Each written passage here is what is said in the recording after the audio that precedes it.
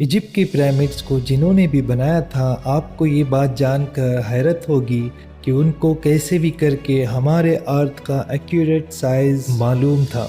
जी हाँ, आपने बिल्कुल सही सुना। ये कोई हवाई बात नहीं है, बल्कि पिरामिड्स की साइज को केयरफुली देखने और समझने पर मालूम पड़ता है कि इसको बनाने वाले 4500 साल या उससे भी पहले अर्थ के एक्यूरेट साइज से अच्छी तरह वाकिफ थे। दोस्तों, इजिप्ट के पिरामिड्स के बारे में हम जितना ज़्यादा जानने की कोशिश करते हैं, उतना ही इसमें उलझते जाते हैं। इस बात में कोई शक नहीं है कि इजिप्ट बेशुमार मिस्ट्री से भरा हुआ है, जिनको आज तक इजिप्टोलॉजिस्ट जानने की कोशिश कर रहे हैं। इनमें सबसे बड़ी मिस्ट्री ये है कि पिरामिड्स कैसे बनाए गए थे और इनका असल मकसद क्या था। सालों की मेहनत और रिसर्च के बाद हमें ये बताया जाता है कि पिरामिड्स एंशियन इजिप्शियन फेरोज के टूम्स हुआ करते थे। ये फेरोज इजिप्शियंस के लिए एक किंग से बढ़कर खुदा का दर्जा रखते थे, जिनको पिरामिड्स में ही दफनाया जाता था। लेकिन असल में आज तक इजिप्टोलॉजिस्ट और आर्कियोलॉजिस्ट को पिरामिड्स में से किसी एक फेरो की मम्मी भी नहीं मिली, बल्कि कहीं भी पिरामिड से आज तक कोई मम्मी मिलने के एविडेंस नहीं मिले हैं। हमारे पास जिस चीज का एविडेंस है वो ये है कि ग्रेट पिरामिड्स 23 लाख लाइमस्टोन्स के ब्लॉक्स की मदद से बनाया गया था। एक एक ब्लॉक करीब एक हाथी के वजन जितना भारी है। इसकी बेस तकरीबन 13 एकड़ तक फैली हुई है और इसकी हाइट 481 फीट तक है। हमें ये भी देखने को मिलता है इन तीनों पिरामिड्स की ईस्टर्न और वेस्टर्न वॉल बिल्कुल सीधी नॉर्थ पोल की तरफ जाती है। इतने बड़े स्ट्रक्चर को हजारों साल पहले आजकल के मॉडर्न कंपास जितनी एक्यूरेसी से नॉर्थ पोल की डायरेक्शन में सीधा खड़ा किया गया था, जिसमें कोई दो राय नहीं है। ये वो सबूत है जो आज भी हमें देखने को मिलते हैं। सिर्फ इतना ही नहीं, बल्कि पिरामिड्स की बेस का लेवल 0.75 इंच जितना एक्यूरेट है। आप में से जो इंजीनियर हजरात है उनको अच्छी तरह मालूम होगा कि 3 एकड़ जितनी एरिया का इतना एक्यूरेट लेवल आज के मॉडर्न लेजर लेवलिंग सिस्टम के जरिए ही हासिल किया जा सकता है। हत्ता कि हमारे पास इस चीज का भी एविडेंस है कि पिरामिड्स के चारों साइड वॉल, जिनको 5 टन वजनी स्टोन ब्लॉक रखकर एक खास एंगल में खड़ा किया गया था, इन चारों की लंबाई एग्जैक्टली 230 मीटर्स है। अगर इन चारों में कोई डिफरेंस है तो वो 2 इंच से ज़्यादा नहीं है। यानी ये वॉल्स एक दूसरे के मुकाबले में 99.98% एक्यूरेट है। बात अभी तक यहाँ ख़त्म नहीं हुई।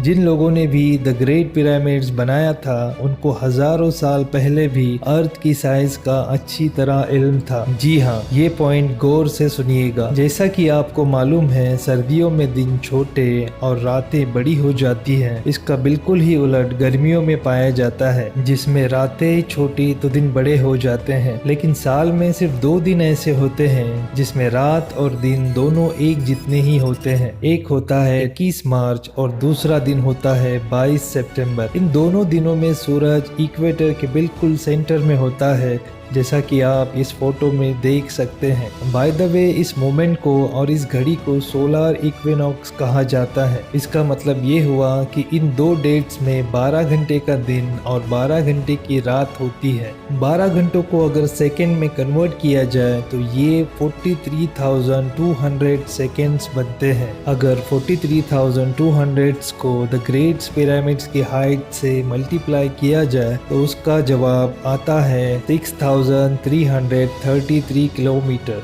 ये उतनी ही लंबाई है जितनी अर्थ के पोलर रेडियस की है। अगर परसेंटेज में देखा जाए तो पिरामिड्स बनाने वालों की कैलकुलेशन 99.63% एक्यूरेट है। अब आप सोच रहे होंगे कि ये कोई कोइंसिडेंस है या कोई इत्तेफाक है, लेकिन पिरामिड की बेस का पेरीमीटर जो कि 0.921 किलोमीटर है, उनको अगर 43,200 से मल्टीप्लाई किया जाए तो जवाब आता है 39,804 किलोमीटर। आपको ये बात जानकर हैरत होगी कि ये सरकमफ्रेंस और अर्थ यानी अर्थ का पूरे एक गोल चक्कर के मुकाबले में 99.34% एक्यूरेट है। कोइंसिडेंस तो सिर्फ एक मर्तबा होता है, लेकिन 99% से भी ज़्यादा एक्यूरेट रिजल्ट, वो भी 2 मर्तबा आना, हमें एक गहरी सोच में डाल देता है कई लोगों का अभी भी मानना है कि ये महज सिर्फ एक इत्तेफाक है, लेकिन जैसा कि अभी हमने जाना कि 43,200 सेकेंड जिसका ताल्लुक सोलर इक्विनोक्स से भी है, ये एक और जगह पर भी अपना सबूत दे रहा है। नॉर्मली देखने पर पिरामिड्स की 4 साइड्स नजर आती है,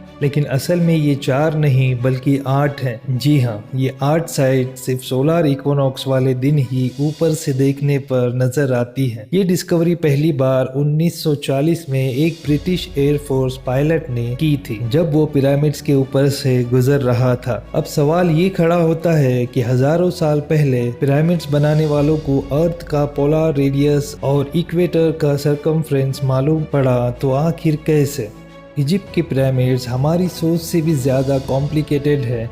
ये तमाम फैक्ट्स जानकर यकीन करना मुश्किल हो जाता है कि इनको 4500 साल पहले एक कदीम दौर में बनाया गया था।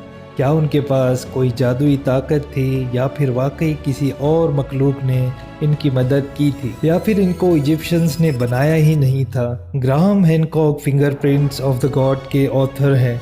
उन्होंने पिरामिड्स के ओरायन कॉन्स्टेलेशंस के 3 स्टार्स के साथ लिंक करने की थ्योरी दी थी। इस थ्योरी के मुताबिक गीज़ा पिरामिड्स की पोजीशन ओरायन कॉन्स्टेलेशंस के 3 स्टार्स से एग्जैक्टली मैच करती थी। लेकिन मसला ये है कि ओरायन कॉन्स्टेलेशंस की ये स्टार पिरामिड्स की पोजीशन से ना आज मैच करते हैं और ना ही 4500 साल पहले एंशिएंट इजिप्शियन के दौर में मैच किया करते थे, बल्कि ये 13500 साल पहले एग्जैक्टली पिरामिड्स की पोजीशन से मैच करते थे।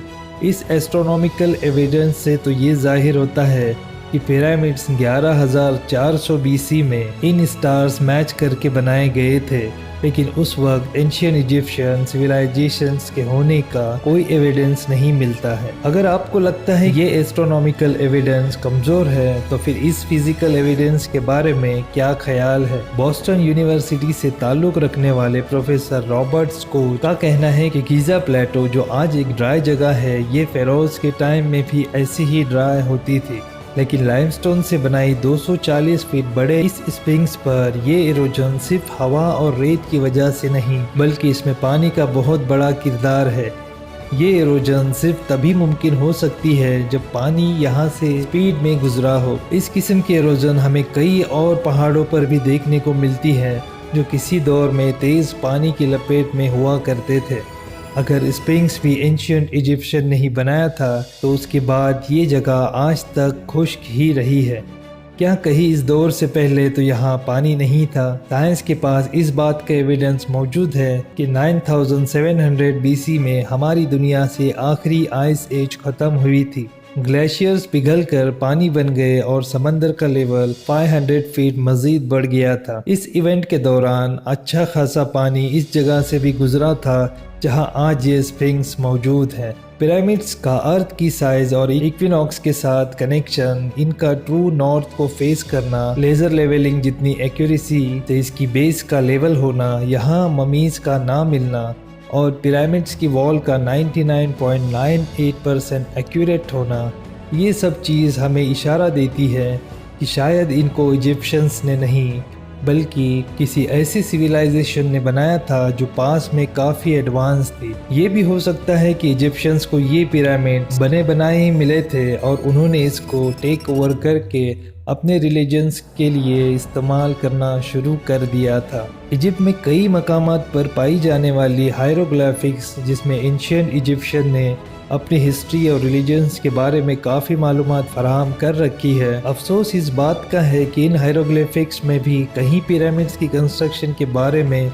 हमें कोई इन्फॉर्मेशन नहीं बताई गई। अब इन सब में कितनी सच्चाई है? जैसे जैसे साइंस तरक्की करेगा वैसे वैसे एक न एक दिन सच सामने आ ही जाएगा। उम्मीद है इन्फोलिश टीवी की ये वीडियो भी आप सभी को भरपूर पसंद आएगी। ऐसे ही और वीडियोस के लिए हमारे चैनल को सब्सक्राइब करना ना भूलें। वीडियो में अंत तक बने रहने के लिए आप सभी का दिल से शुक्रिया।